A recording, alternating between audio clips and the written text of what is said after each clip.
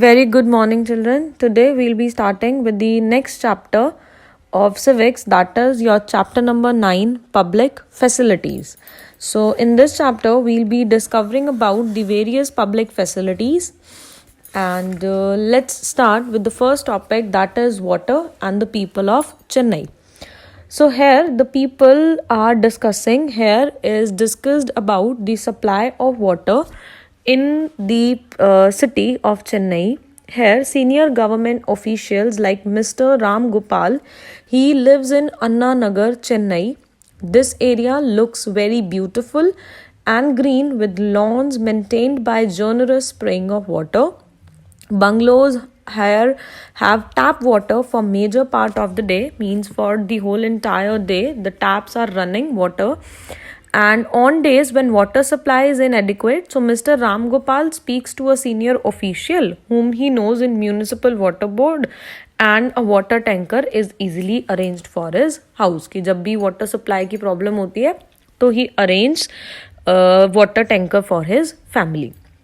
Then, like most of the areas of the city, Subramaniam's apartment is in Malyapur and it suffers a lot of water shortage. This area gets municipal water once in 2 days. 2 दिन में सिर्फ एक बार पानी आता है. A private borewell meets some of the residents' water needs. Borewell water is, however, brackish, so the residents use it in their toilets and for washing because it is unfit for drinking. And for other purposes, water is purchased from tankers. Subramaniam spends up to 500 to 600 per month on buying water from tankers. For drinking water, residents have installed water purification system in their homes. So these are two different situations of two different areas of Chennai. Moving on to the third one. Siva lives on a rent on the first floor of a house in Madipakkam and gets water once in 4 days. Ram Gopal ke case mein water was available on almost all of the days. In Subramaniam case, it was available once in 2 days, and now in the third case, that is of Siva, water is available once in 4 days. So shortage of water is one major reason why Siva can't bring his family to Chennai. For drinking, Siva buys bottled water. Third case, Padma works as a domestic help in Sedapet and lives in nearby slum. She pays a rent of rupees 650 for the hutment, which has neither a bathroom nor a tap connection. For 30 such hutments, there is a common tap at one corner in which water comes from a borewell for 20 minutes twice daily. वो एक hut में रहती है, and there every hut does not has a tap. 30 huts का एक single tap है जो corner में लगा हुआ है और दिन में 2 बार 20 मिनट्स के लिए उसमें पानी आता है. That means for 40 minutes a day, and 30 families have to get water from it. And a single family gets to fill a maximum of 3 buckets within this time. The same water is used for washing and drinking. In summer, the flow becomes a trickle so that one family gets water only at the cost of other. People have to wait long hours for water tankers. Now children, water is a part of our fundamental right to life because water is essential for life and for good health. And not only it is necessary for us to be able to meet our daily needs, but safe drinking water can prevent many water related diseases. India has one of the largest number of cases of diseases such as diarrhea, dysentery, cholera, which are all caused due to the unsafe drinking water. Over 1600 Indians, most of them children below the age of 5, die every day because of water related diseases due to the drinking of unclean water. These deaths can be prevented if people have access to safe drinking water.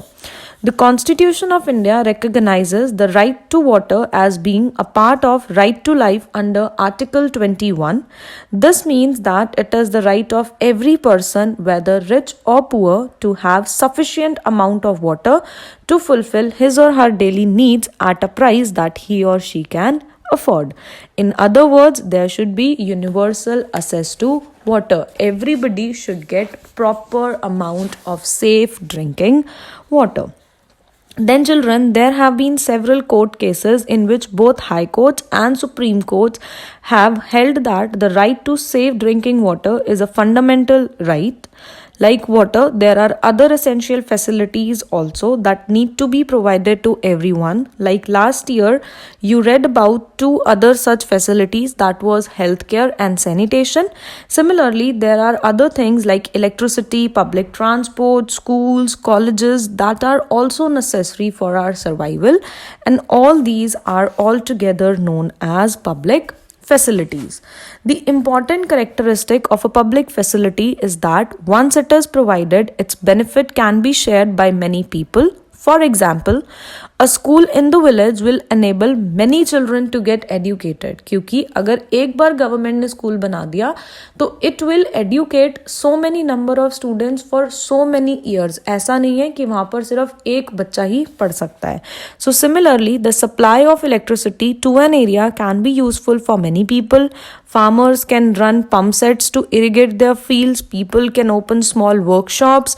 Students will find it easier to study, and most people in the village will get the benefits in one or the other manner. Now, next topic that comes is the government's role in these activities. So, given that public facilities are so important, someone must carry the responsibility of providing these to the people. And this someone is not anyone, but it is our government. One of the most important function of the government is to ensure that these public facilities are made available to everyone. Let us try and understand why government and only the government must bear this responsibility. We have seen that private companies operate for profit in the market, क्योंकि private individuals का only motive क्या होता है? Profit maximization. And you have also read about a story of a shirt, if you remember, in your class 7th. So in most of the public facilities, children, unlike private, there is no profit. For example, what profit can accrue to a company for keeping the drains clean or running an anti-malaria campaign? Drains को clean रखने से what benefit will company get? तो in public facilities में companies का कोई भी benefit नहीं होता, but a private company will probably not be interested in doing such unprofitable jobs. तो ये जो unprofitable jobs है, that is completely the responsibility of the government. But for other public facilities such as schools and hospitals, private companies may well be interested. We have many of these, particularly in large cities. Similarly, if you are living in a city, you will have seen private companies supply drinking water in sealed water bottles. In such cases, private companies provide public facilities but at a price that people can afford. Hence, this facility is not available to all at an affordable rate. If we go by the rule that people will get as much as they can pay, then many people who cannot afford such facilities will be deprived of the opportunities.